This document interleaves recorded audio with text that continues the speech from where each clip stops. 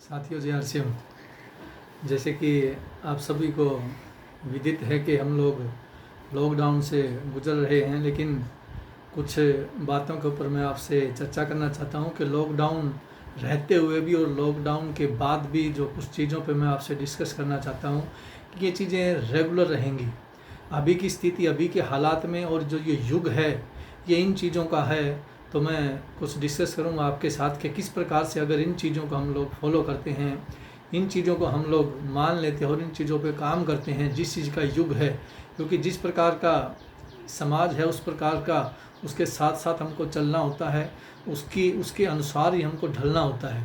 और हमारा network marketing का व्यवसाय है, इसमें भी कुछ चीज़ों को ध्यान में रखना होता है, उन्हीं को साथ में लेके हमको चलना होता है। तो सबसे पहले बात मैं करूँगा लर्निंग की। लर्निंग एक ऐसा प्रोसेस है जो बचपन से शुरू हो जाता है। बच्चा जब पैदा होता है, वो 3-4 साल का होता है, तो वहीं से उसकी लर्निंग शुरू हो जाती है। फिर वो अपनी पहली क्लास शुरू करता है, फिर वो 5वीं क्लास जाता है, 10वीं करता है, वो ग्रेजुएशन करता है, कुछ भी करता है, उसकी लर्निंग साथ के साथ चलती रहती है। लर्निंग का तरीका बदलता रहता है। वो जॉब करता है तब भी उसकी लर्निंग चलती रहती है, लेकिन तरीका बदलता रहता है। वो किसी अदर्स फील्ड में जाता है, उसकी लर्निंग चलती रहती है, उसका तरीका बदलता रहता है। ऐसे ही जो जिस फील्ड में हम लोग हैं, यहाँ भी लर्निंग का बहुत बड़ा महत्व है, सीखने का बहुत बड़ा महत्व है। एक आदमी सीखता रहता है, पढ़ता रहता है। कहते हैं कि पढ़ा लिखा होना ज़रूरी नहीं है, लेकिन पढ़ते लिखते रहना ज़रूरी है। जो व्यक्ति किसी भी फील्ड के अंदर है, अगर वो 10वीं पास है, 12वीं पास है, ये मैटर नहीं करता कि वो 10वीं पास है, 12वीं पास है।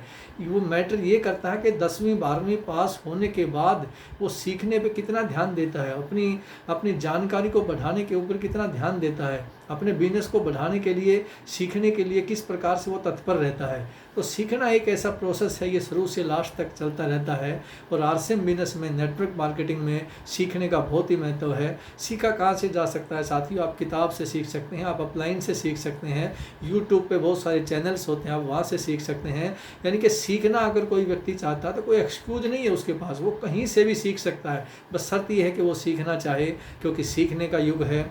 और दूसरा जो युग जिस प्रकार से ये चल रहा है, दूसरी बात मैं कहना चाहूँगा कि कम्युनिकेशन। आज ये कम्युनिकेशन का युग है, संवाद का युग है। किस प्रकार से एक व्यक्ति भारत में रहता है तो अमेरिका बात कर सकता है, वो ऑस्ट्रेलिया बात कर सकता है, जापान कनाडा आदि बात कर सकता है। और हम तो अपने देश में किसी भी मुल्क में रहते हैं, वहाँ हम हमारे लोगों के साथ आसानी से बातचीत करते रहते हैं। तो कम्युनिकेशन एक ऐसा सब्जेक्ट हमारे पास है।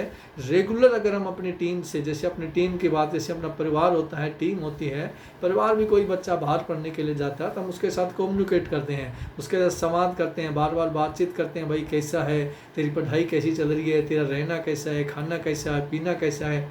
इसी प्रकार से हमारे बिजनेस के अंदर भी कम्युनिकेशन का बहुत महत्व है। हमारी टीम के साथ लगातार टच में रहना, लगातार अपनी टीम से ये बात करना कि भाई आपका बिजनेस कैसा है, आज आपने किसको प्लान दिखाया, कितना प्लान दिखाया, कहाँ गए थे, क्या रहा, कितना आपका रिजल्ट रहा, किस व्यक्ति से मिले, अब आपको आगे क्या करना है।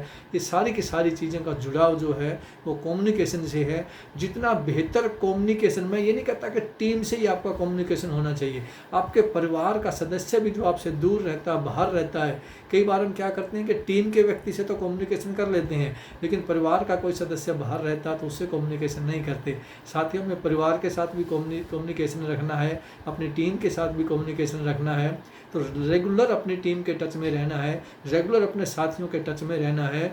जितनी दूरी बनाए रखेंगे उतने एक दूसरे से दूर होते जाएंगे, और जितना नज़दीक रहेंगे, जितना कम्युनिकेशन के जरिए बात करते रहेंगे, उतना अपनी टीम के नज़दीक रहेंगे। और तीसरा जो पॉइंट है, मैं कहता हूँ इन्फॉर्मेशन, सूचना। ये सूचना का युग है। जितनी इन्फॉर्मेशन आपके पास आती रहेंगी, जितना अब इन्फॉर्मेशन आएगी कहाँ से, इन्फॉर्मेशन का जरिया कहाँ से, वो पैदा कहाँ से होंगी? वो होंगी बुक्स से, वो होंगी आपकी किसी भी अपलाइन के माध्यम से, वो होंगी किसी सेमिनार के माध्यम से, किसी फंक्शन के माध्यम से।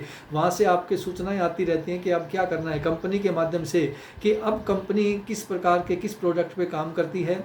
आपका न्यूट्री चार्ज है, आपका हमारा हरित संजीवनी है, बहुत सारे हमारे प्रोडक्ट हैं। तो उसकी इन्फॉर्मेशन अपने को 1 to 1 एक एक व्यक्ति के साथ होम मीटिंग के माध्यम से, बड़ी मीटिंग के माध्यम से, वो सारी की सारी सूचनाएं अपने को नीचे टीम तक पहुंचाने होती हैं कि जो कंपनी किसी प्रकार के प्रोडक्ट पे बात करती है या अदर्स जो हमारे जिन कंपनियों से टाई अप हैं, बहुत सारी कंपनियों के साथ टाई अप हैं, तो वो सारी की सारी सूचनाएं हमें अपनी टीम को देनी होती हैं, क्योंकि युग है इन्फॉर्मेशन का।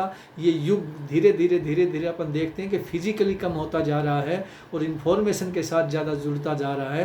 तो हमें ज़्यादा से ज़्यादा इन्फॉर्मेशन के टच में रहना, सूचना के संपर्क में रहना है, सूचना लेनी है और सूचना देनी है कि किस प्रकार से अपन जानकारी का अभाव, थोड़ी सी जानकारी का अभाव हमें बहुत नीचे ले जा सकता है, और थोड़ी सी ज़्यादा जानकारी सीख के अगर हम कहीं से लेते हैं और टीम को देते हैं तो वो बहुत हमें आगे ले जा सकता है।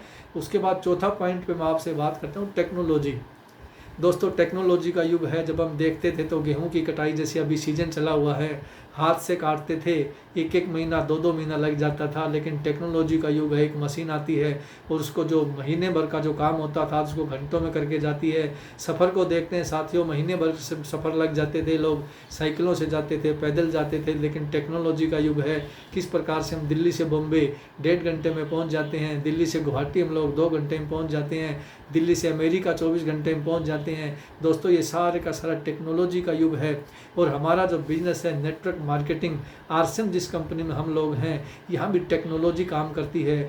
जितनी ज़्यादा टेक्नोलॉजी से जुड़े रहेंगे, चाहे वो हमारा जूम ऐप है, चाहे किसी भी प्रकार का हमारा कोई एप्लीकेशन डाउनलोड करना है, चाहे किसी प्रकार के हमारे को किसी साथी को प्लान दिखानी है, कोई मीटिंग लेनी है, होम मीटिंग लेनी है, वेबिनार लेना है, किसी भी प्रकार का कोई भी आज बिजनेस को बढ़ाने के जो माध्यम हैं उनका सबका जुड़ाव हमारी टेक्नोलॉजी के साथ है। तो हमें टेक्नोलॉजी के साथ हर हाल में जुड़ना पड़ेगा। आज के युग में अगर कोई साथी चाहता है कि मैं आगे बढ़ूं, मैं बहुत बड़ी दूरी तय करूं, तो उसको टेक्नोलॉजी से जुड़ना पड़ेगा।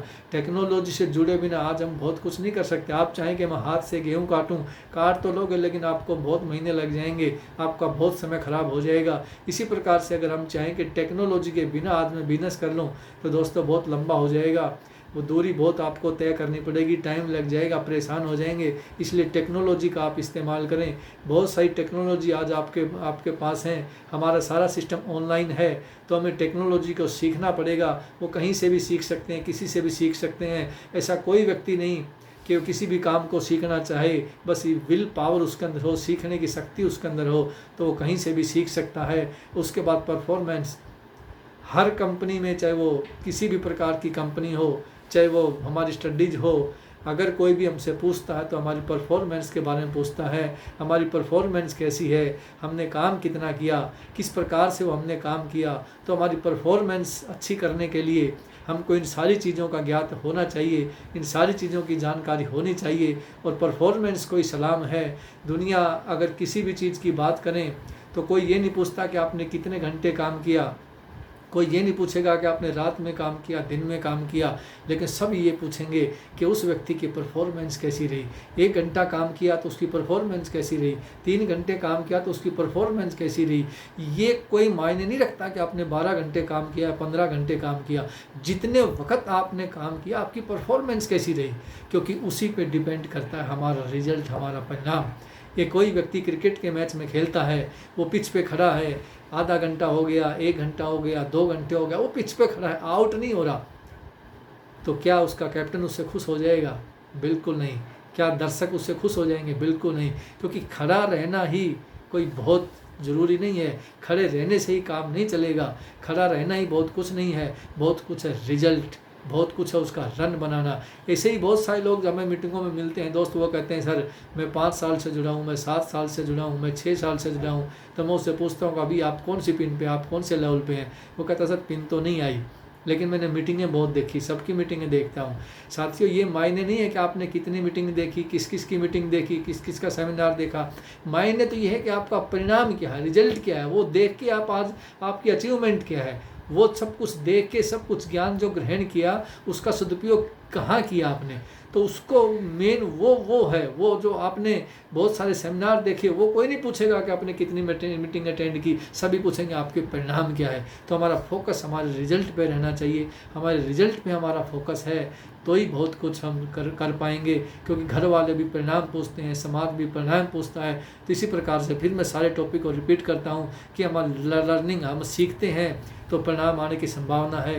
कम्युनिकेशन रखते हैं तो परिणाम आने की संभावना है। इंफॉर्मेशन टेक्नोलॉजी पे काम करते हैं तो रिजल्ट आने की संभावना है। परफॉर्मेंस अच्छी है तो दोस्तों रिजल्ट आने की संभावना है। तो मैं इन्हीं बातों से आपसे विदा लेता हूँ। जय आर सी एम, धन्यवाद, थैंक यू।